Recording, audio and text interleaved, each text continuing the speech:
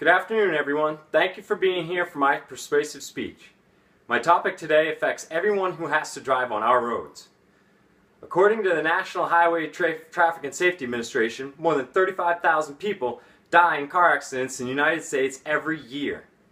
That's the equivalent of a 747 jet crashing every week. The saddest fact is that 93% of those crashes were caused at least in part by human error. All 5 respondents to my class survey said that they've been in a car accident, while only 1 responded that they would ride in a self-driving vehicle. This about matches the national average and suggests that even though we know we're terrible drivers, we aren't convinced that computers could do better.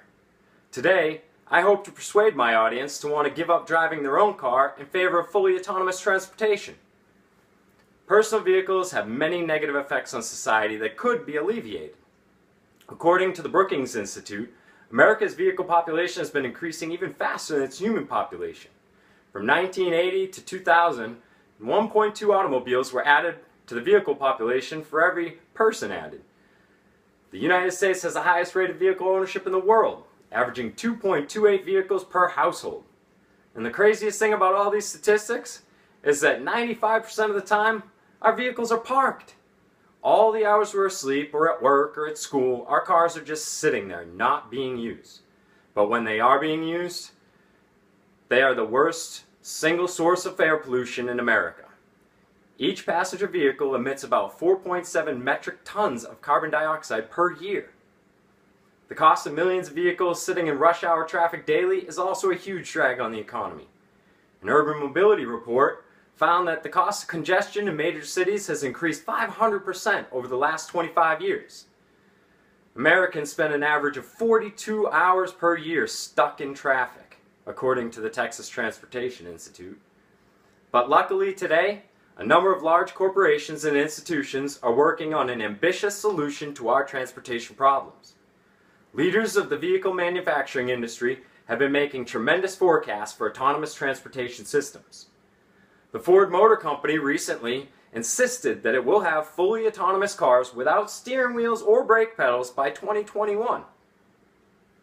In October of last year, Elon Musk pledged that by the end of 2017, he'll produce a Tesla that can drive itself from Los Angeles to New York City.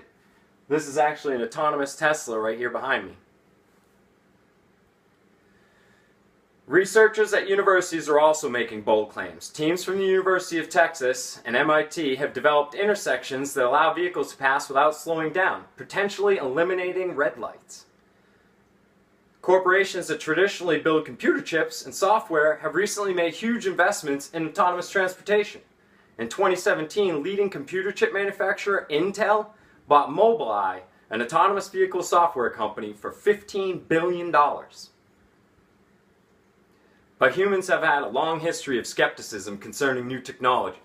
Many advances that remove humans from control make people uncomfortable at first. Back in 1865, the Otis Company installed the first passenger elevator, and by 1900 had invented an automatic elevator. However, it wasn't until 50 years later that an elevator operator's strike that people would trust driverless elevators more than human-operated ones. Companies actually had to print ads depicting children pressing buttons and elderly couples riding on elevators to convince people that they were safe. And the first airplane autopilot was developed by Lawrence Sperry in 1912, but it wasn't until 1931 that autopilot was licensed to fly passengers and airmail. That's right, people didn't even trust planes to carry their mail, let alone flying them themselves. It's now standard for airlines with more than 25 passengers to be equipped with an autopilot. And the industry hasn't had a loss-of-life accident since 2009.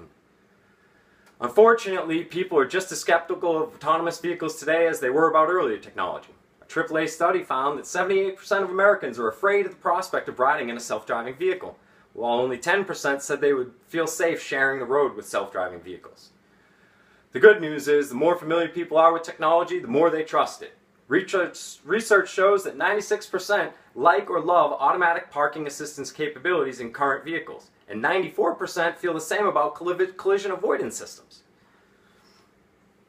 The technology has moved so far and so fast that it's even been difficult for governments to keep up, but progress is being made quickly. In 2011, the state of Nevada became the first place in the world to permit autonomous vehicles to drive on public roads.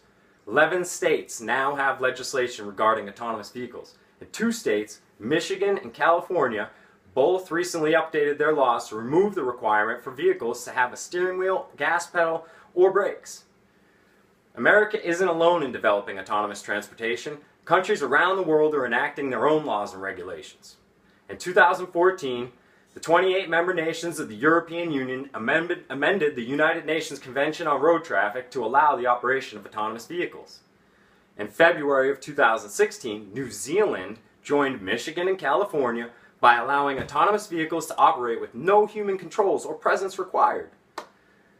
It's time to put an end to the tens of thousands of senseless deaths that are caused every year by personal transportation. Every technology has its day in the sun until it is surpassed by something better. I hope someday soon that the thought of driving your own vehicle will be the equivalent of riding a horse. It's fine to ride in your own backyard or at a racetrack, but not on our expressways. My survey showed that today most people don't want to ride in an autonomous vehicle. But I'd like to think that if I had asked if they'd rather use a transportation system that kills 35,000 people per year or one that's expected to kill none, everyone would choose option B. Back in 1901, Wilbur Wright told his brother Orville that man would not fly for 50 years. But just 2 years later, on December 17, 1903, he accomplished just that feat. And at the time, he was quoted as saying, "The fact that great scientists believed in flying machine was the one thing that encouraged us to begin our studies." Well, it encourages me that great scientists, industry leaders, and governments believe in autonomous transportation. And I hope that the public isn't far behind. And thanks again, everybody, for coming to my persuasive speech.